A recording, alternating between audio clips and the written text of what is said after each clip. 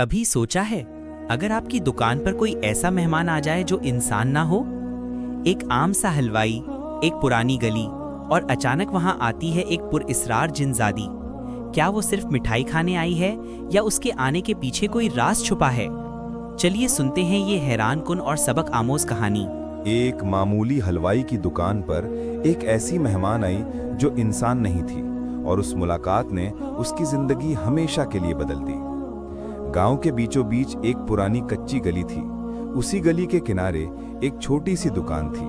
دکان کی دیواریں مٹی اور اینٹوں کی بنی تھیں، چھت پر لکڑیاں اور کھپریل رکھی تھی۔ اس دکان کے اندر ہمیشہ مٹھائی کی خوشبو پھیلی رہتی تھی۔ چینی کی مٹھاس، دودھ کا ابال اور گھی کی مہک مل کر ایسا اثر پیدا کرتے تھے کہ راہ چلتا ہر انسان رک کر اندر جھانکنے پر مجبور ہو جاتا۔ اس دکان کا مالک سلیم تھا، لیکن گاؤں میں سب لوگ اسے حلوائی کہہ کر بلاتے تھے۔ سلیم کا دل بہت صاف اور سادہ تھا۔ وہ دن رات یہی سوچتا رہتا کہ مٹھائی اور اچھی کیسے بنے، لوگوں کو کیسے خوش کیا جائے۔ جب وہ کڑاہی میں دودھ ڈال کر کھویا تیار کرتا تو اسے اپنی ماں کی یاد آتی۔ اس کی ماں کہا کرتی تھی، بیٹا، مٹھائی بنانا صرف ہاتھ کا ہنر نہیں، نیت کی صفائی بھی ضروری ہے۔ جس کے دل میں میل ہو، اس کے ہاتھ کی بنی چیز میں برکت نہیں رہتی۔ شاید یہی وجہ تھی کہ سلیم ہمیشہ محنت اور نیک نیتی سے مٹھائی بناتا۔ گاؤں کے بچے دن رات اس کی دکان کے آس پاس منڈلاتے رہتے، کوئی جلیبی مانگتا، کوئی برفی، کوئی رسگلہ، اور سلیم سب کو ہنستے ہوئے حصہ دیتا۔ یتیم بچوں کو اکثر مفت مٹھائی کھلا دیتا، اور اگر کوئی مسافر آ جاتا تو اس کے لیے گرم گرم حلوہ بنا دیتا۔ گاؤں میں اس کی دریا دلی کی مثالیں دی جاتی، لیکن کسی کو اندازہ نہیں تھا کہ جلد ہی اس کی زندگی میں ایک ایسا واقعہ ہونے والا ہے جو ہمیشہ کے لیے گاؤں کی کہانیوں کا حصہ بن جائے گا۔ ایک رات کی بات ہے، گاؤں پر سناٹا چھا گیا تھا۔ چاند آسمان پر اکیلا چمک رہا تھا۔ سلیم اپنی دکان بند کر کے برتن دھو رہا تھا۔ کڑھائی صاف کر کے اس نے ایک کونے میں رکھی ہی تھی کہ دروازے پر ہلکی سی دستک ہوئی۔ وہ چونک گیا، کیونکہ اس وقت گاؤں کے سارے دروازے بند ہو چکے تھے۔ سلیم نے دروازہ کھولا تو سامنے ایک عورت کھڑی تھی۔ اس کی شکل بڑی عجیب تھی۔ وہ سر سے پاؤں تک سفید کپڑوں میں لپٹی تھی، بال کھلے تھے، آنکھوں میں لالی تھی اور چہرے پر ایک پر اسرار چمک۔ اس کے قدم اتنے ہلکے تھے کہ لگتا تھا جیسے وہ چل نہیں رہی بلکہ ہوا میں تیر رہی ہو۔ سلیم کا دل زور زور سے دھڑکنے لگا۔ عورت نے دھیمی آواز میں کہا، مجھے مٹھائی چاہیے۔ سلیم نے گھبراہٹ چھپاتے ہوئے کہا، بی بی، رات بہت ہو گئی ہے، دکان بند ہے، کل صبح آ جائیے گا۔ عورت کی آنکھوں کی لالی اور بڑھ گئی۔ اس نے دھیرے سے کہا، میں صبح تک انتظار نہیں کر سکتی، مجھے ابھی مٹھائی چاہیے۔ سلیم کے ماتھے پر پسینہ آ گیا۔ کانپتی آواز میں اس نے پوچھا، بیوی، کون سی مٹھائی چاہیے؟ عورت کے ہونٹوں پر ایک عجیب سی مسکراہٹ آئی، مانو کسی طوفان میں اچانک کوئی لو جل اٹھی ہو۔ اس نے کہا، مجھے برفی چاہیے، رسگلے بھی، اور تھوڑا حلوہ۔ سلیم نے من ہی من کلمہ پڑھا اور ہمت جٹا کر مٹھائی نکال کر پلیٹ میں رکھ دی۔ عورت نے مٹھائی کھائی اور اس کے چہرے پر جیسے سکون اتر آیا۔ اس نے کہا، تمہارے ہاتھ کی مٹھائی الگ ہے، اس میں صرف ذائقہ نہیں ہے، اس میں دل کو چھو لینے والی تاثیر ہے۔ سلیم نے دھڑکتے دل سے کہا، یہ تو اللہ کی برکت ہے۔ بی بی عورت نے ہلکی ہنسی ہنسی جو سنسان گلی میں گونج اٹھی۔ اس نے کہا، جانتے ہو میں کون ہوں؟ میں انسان نہیں، ایک جنزادی ہوں۔ صدیوں بعد کسی کے ہاتھ کی ایسی مٹھائی ملی ہے جس نے میرا دل جیت لیا ہے۔ سلیم کے ہاتھ کانپنے لگے۔ وہ ڈر بھی رہا تھا اور حیران بھی، لیکن جنزادے کی آواز میں سختی نہیں تھی بلکہ ایک عجیب سا اپنائیت تھا۔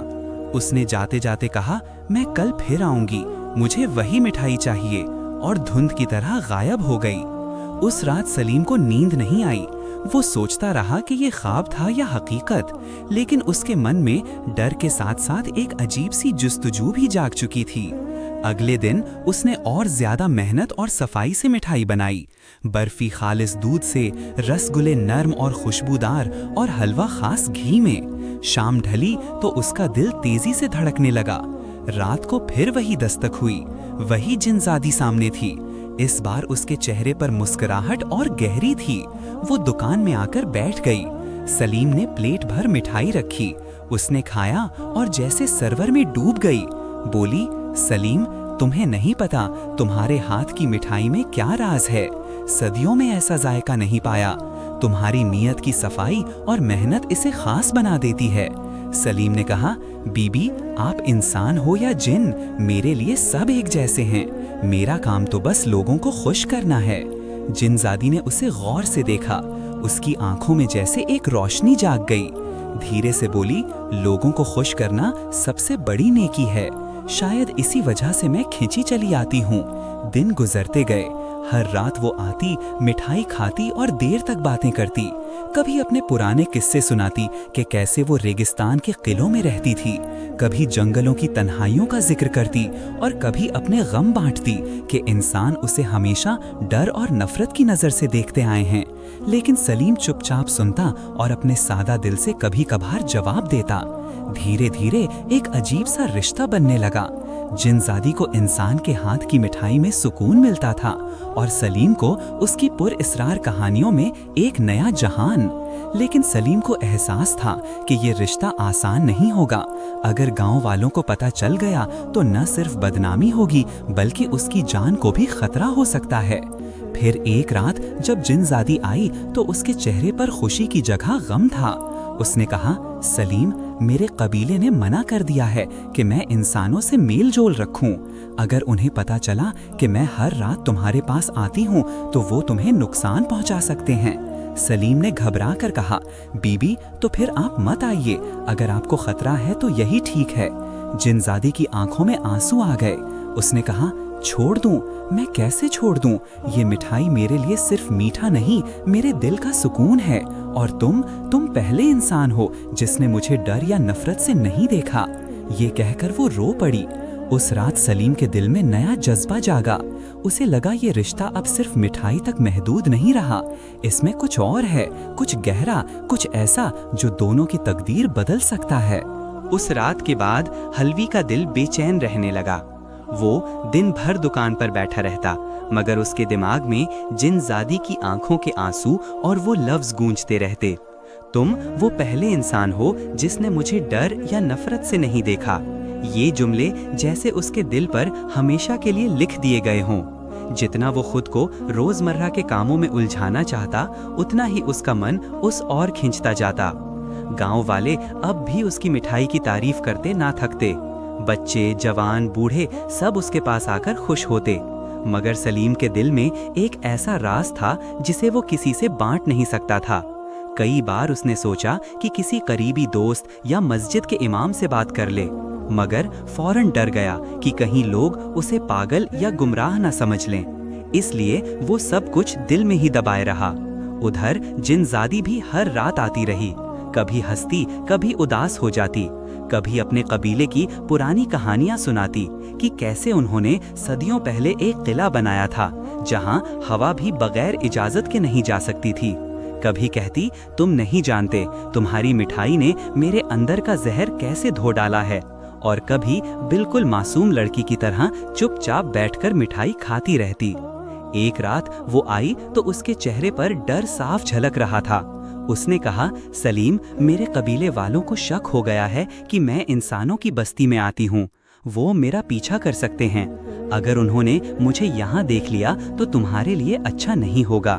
सलीम ने कांपती आवाज में कहा, बीबी, फिर आप मत आइए। मैं नहीं चाहता कि आपकी वजह से मेरी या आपकी जान को खतरा हो। जिनजादी ने धीरे से जवाब दिया, काश ये इतना आसान होता। फिर वो चुप हो गई। सलीम ने पहली बार महसूस किया कि वो भी उतनी ही मजबूर है जितना वो खुद। उसने मन ही मन दुआ की, या अल्लाह, मुझे सीधा रास्ता दिखा और इस जिनजादी को भी अपनी हिफाजत में रख। इस बीच गांव के कुछ लोग शक करने लगे। वजह थी कि अक्सर रात को दुकान के अंदर हल्की रोशनी और हरकत दिखती थी, जबकि सब जानते थे कि सलीम रात में दुकान बंद कर देता है। एक दिन दो नौजवानों ने उससे पूछ ही लिया, हलवी भाई, तुम रात को दुकान में क्या करते हो? हमने कई बार रोशनी देखी है। सलीम घबरा गया, मगर फौरन संभल कर बोला, भाइयों, मैं तो बर्तन साफ करता हूँ। मिठाई का काम ऐसा है कि रात को भी मेहनत करनी पड़ती है। उन्होंने शक भरी नजरों से देखा, मगर चुप हो गए। मगर सलीम के दिल में डर और बढ़ गया कि अगर सच्चाई खुल गई तो गांव वाले उसे अकेला कर देंगे। कुछ दिन बाद एक ऐसा वाकया हुआ जिसने उसकी नींद उड़ा दी। वो रात को दुकान में बैठा जिनजादी का इंतजार कर रहा था। तभी बाहर कुत्तों के जोर जोर से भौंकने की आवाज आई। उनकी भौंक में एक अजीब सी दहशत थी। सलीम बाहर निकला तो देखा कुत्ते पागलों की तरह हवा में एक सिमत की तरफ भौंक रहे हैं। उसने मन ही मन कलमा पढ़ा और अंदर लौट आया। थोड़ी देर बाद जिनजादी आई, मगर इस बार उसके चेहरे पर सख्ती और आंखों में लाली थी। उसने कहा, मेरे कबीले के 2 पहरेदार यहाँ तक आ गए थे। वो हवा में मेरा पीछा कर रहे थे। अगर मुझे पकड़ लेते तो तुम्हें भी जान से मार देते। सलीम के हाथ कांप गए। उसने कहा, फिर तुम क्यों आए? जिनजादी ने हल्की मुस्कुराहट के साथ कहा, क्योंकि तुम्हारी मिठाई का खिंचाव इतना है कि मैं खुद को रोक नहीं पाती। ये सुनकर सलीम चुप हो गया, मगर अब उसके दिल में सवाल उठने लगा, आखिर इसके हाथ की मिठाई में ऐसा क्या है कि एक जिनजादी जो सदियों तक इंसानों को सिर्फ शिकार समझती रही, वो इस पर इस कदर माइल हो गई है। कुछ रातों बाद जिनजादी ने खुद ही राज खोला। उसने कहा, सलीम, तुम्हें शायद पता ना हो, मगर तुम्हारे खून में एक ऐसी खुशबू है जो बहुत कम इंसानों में होती है। तुम्हारे नाना एक नेक इंसान थे। उनकी दुआ और नियत की बरकत तुम्हारी नस्ल में आ गई है। तुम्हारे हाथ की बनी चीज में वही असर है। इसलिए तुम्हारी मिठाई सिर्फ मीठी नहीं बल्कि दिलों को बदल देने वाली है। सलीम की आंखें खिल गईं। उसे अपनी माँ की बातें याद आईं। बेटा, नियत की सफाई भी जरूरी है। अब उसे समझ आया कि नियत और विरासत की पाकीज़गी मिलकर उसके हाथों को वो असर दे गई थी जो जिनजादी के दिल को छू रही थी। लेकिन जैसे जैसे ये रिश्ता गहरा होता गया, खतरा भी बढ़ता गया। एक रात जब वो आई तो बुरी तरह जख्मी थी। उसके हाथ पर जलने का निशान था। सलीम घबरा गया और पूछा, ये क्या हुआ? जिनजादी ने धीरे से कहा, कबीले वालों ने मुझे पकड़ने की कोशिश की। उन्होंने आसमान की आग से मेरा रास्ता रोका, लेकिन मैं फिर भी तुम्हारे पास आ गई। सलीम की आंखों में आंसू आ गए। उसने कहा, बीबी, अपनी जान को खतरे में मत डालो। अगर तुम्हें कुछ हो गया तो मैं कैसे जीऊंगा? जिनजादी ने हैरानी से उसकी तरफ देखा। उसके होंठों पर कांपती मुस्कुराहट आई और बोली, तो क्या तुम्हें मेरी फिक्र है? सलीम ने झींपते हुए नजरें झुका लीं। वो कुछ बोला नहीं, मगर उसकी खामोशी ही सब कुछ कह गई। अब दोनों के बीच एक गहरा मगर खामोश रिश्ता बन चुका था। ऐसा रिश्ता जो इंसान और जिन के बीच नामुमकिन लगता था, लेकिन उनके दिलों ने इसे बना लिया था। मगर ये सुकून ज्यादा देर टिक न सका। गांव के लोग अब खेल कर सलीम पर शक करने लगे थे। एक बूढ़ी औरत ने कहा, ये हलवाई ठीक नहीं है। रात को इसकी दुकान पर जरूर कोई प्रेत आता है, तभी तो कुत्ते भौंकते हैं। ये बात पूरे गांव में फैल गई। कुछ लोग डरने लगे, कुछ ने बच्चों को दुकान से दूर रहने को कहा। सलीम की दुकान पर पहले जितनी भीड़ रहती थी अब कम होने लगी। सलीम के लिए ये बहुत कठिन वक्त था। एक तरफ उसका रोजगार डगमगा रहा था, दूसरी तरफ जिनजादी का कबीला इसके पीछे था, और तीसरी तरफ उसके दिल में ऐसा जज्बा जाग चुका था जिसे वो इनकार नहीं कर सकता था। एक रात जब जिनजादी आई तो उसके चेहरे पर ठान लिया हुआ इरादा झलक रहा था। उसने कहा, सलीम, अब फैसला करने का वक्त आ गया है। या तो तुम मुझे भूल जाओ या फिर मेरा साथ देने के लिए तैयार हो जाओ, लेकिन याद रखना ये रास्ता आसान नहीं होगा। सलीम ने कांपते दिल से कहा, मैं आपको भला नहीं कर सकता। जिनजादी की आंखों में पहली बार आंसू और खुशी एक साथ चमक उठे। लेकिन तभी दुकान के बाहर शोर मच गया। कुछ गांव वाले टॉर्च और लाठियां लेकर आ रहे थे। किसी ने चीख कर कहा, आज हम देखेंगे कि हलवाई की दुकान पर रात को कौन आता है। सलीम का दिल धक से रह गया। जिनजादी का चेहरा पीला पड़ गया। उसने धीरे से कहा, वो आ गए हैं और अगर उन्होंने मुझे देख लिया तो सब खत्म हो जाएगा। वो रात गांव की तारीख की सबसे पुरअसरार रात बनने वाली थी। हलवाई की छोटी सी दुकान के बाहर शोर बढ़ता जा रहा था। 10-15 गांव वाले हाथों में लाठियां और टॉर्चें लिए खड़े थे। कुछ के चेहरों पर गुस्सा था, कुछ पर डर। सब एक ही बात कह रहे थे, आज देखेंगे कि हलवाई की दुकान पर रात को कौन सा आसमान से उतरा साया आता है। अंदर सलीम का दिल जोर जोर से धड़क रहा था। जिनजादी उसके सामने खड़ी थी। उसका चेहरा पीला पड़ चुका था, आंखों में डर की लाली थी। उसने धीमे स्वर में कहा, अगर उन्होंने मुझे देख लिया तो ना सिर्फ ये लोग मर जाएंगे बल्कि तुम्हारी जान भी खतरे में पड़ जाएगी। मेरा कबीला मुझे कभी माफ नहीं करेगा। सलीम के अंदर अचानक हिम्मत जागी। उसने कहा, बीबी, मैंने कभी झूठ नहीं बोला, लेकिन इस वक्त गांव वालों को सच नहीं बता सकता। तुम फौरन गायब हो जाओ। जिनजादी ने उसकी आंखों में देखा। वहां एक अजीब सी मोहब्बत चमक रही थी। اس نے کہا اور तुम अकेले इन सब का सामना कर सकोगे। सलीम ने कांपती आवाज में कहा, अगर मैं तुम्हारे लिए इतनी कुर्बानी भी ना दे सका तो फिर मेरी मिठाई की मिठास झूठी है। ये सुनकर जिनजादी के होंठों पर हल्की उदास मुस्कुराहट आ गई। उसने कहा, ठीक है, मैं तुम्हारा मान रखूंगी, और वो धुंध की चादर में लिपटकर ओझल हो गई। इतने में दरवाजा धड़ाम से खुला। गांव वाले अंदर घुस आए। उन्होंने चारों तरफ देखा मगर वहां सलीम के अलावा कोई न था। दुकान में बस मिठाई की खुशबू फैली हुई थी और ताज़ा बर्फी और हलवे के बर्तन रखे थे। किसी ने कहा, हमें तो लगा था यहाँ कोई भूत प्रेत है। दूसरे ने कहा, शायद हमें देखकर भाग गया। सलीम ने हिम्मत करके कहा, भाइयों, यहाँ कोई भूत प्रेत नहीं है, मैं तो बस मिठाई बना रहा था। रात को कभी देर हो जाती है इसलिए रोशनी दिखती है। लोग एक दूसरे को देखने लगे। कुछ को शक रहा मगर सबूत कोई न था। धीरे धीरे सब लौटने लगे। जाते जाते एक बुजुर्ग ने कहा, सलीम बेटा, हम तुम पर भरोसा करते हैं, लेकिन याद रखो अगर ये सब अफवाहें सच निकलें तो तुम्हारे लिए अच्छा नहीं होगा। लोग चले गए। दुकान में फिर सन्नाटा छा गया। सलीम ने गहरी सांस ली मगर दिल बोझल था। उसे मालूम था कि ये तूफान अभी थमा नहीं है। कुछ दिन हालात खामोश रहे, लेकिन एक रात जिनजादी आई तो उसके चेहरे पर सख्ती थी। उसने कहा, सलीम, मेरे कबीले को यकीन हो गया है कि मैं इंसानों से मेल जोल रखती हूँ। उन्होंने फैसला किया है कि कल रात मुझे सजा दी जाएगी। वो मुझे कैद करेंगे और शायद मेरी जान भी ले लें। सलीम के पैरों तले जमीन खिसक गई। उसने कहा, ये कैसे हो सकता है? तुम्हें बचाने का कोई रास्ता होगा। जिनजादी बोली, एक ही रास्ता है। अगर कोई इंसान बगैर अपनी जान की परवाह किए ऐलान करे कि वो मेरा दोस्त है और दिल की सच्चाई से मेरे लिए दुआ करे तो कबीला मजबूर हो जाएगा। लेकिन ये आसान नहीं। कभी इंसान और जिन के बीच ऐसा मुआहिदा नहीं हुआ। सलीम चुप हो गया। उसके दिल में लड़ाई छिड़ गई। डर था कि अगर वो ये ऐलान करे तो कबीला इसे मार देगा, मगर दूसरी तरफ दिल कह रहा था कि अगर चुप रहा तो जिनजादी हमेशा के लिए खो जाएगी। अगले दिन गांव में फिर हलचल हुई। 2 बड़े दरख्त अचानक जड़ों समेत गिर पड़े। लोग कहने लगे ये जिनों का काम है। सबकी नजरें फिर सलीम पर गईं। लोग कहने लगे ये सब इसी हलवाई की वजह से है, इस पर जिन मेहरबान हैं। उसे ताने दिए गए मगर वो चुप रहा। रात आई तो जिनजादी फिर आई। इस बार वो जख्मी थी। उसकी कलाई पर जंजीर के निशान थे। उसने कहा, सलीम, ये आखिरी रात है, कल मुझे किले ले जाया जाएगा, वहाँ मेरा फैसला होगा। सलीम की आंखों में आंसू आ गए। उसने कहा, मैं तुम्हें ऐसे नहीं जाने दूंगा, मैं तुम्हारे साथ चलूंगा।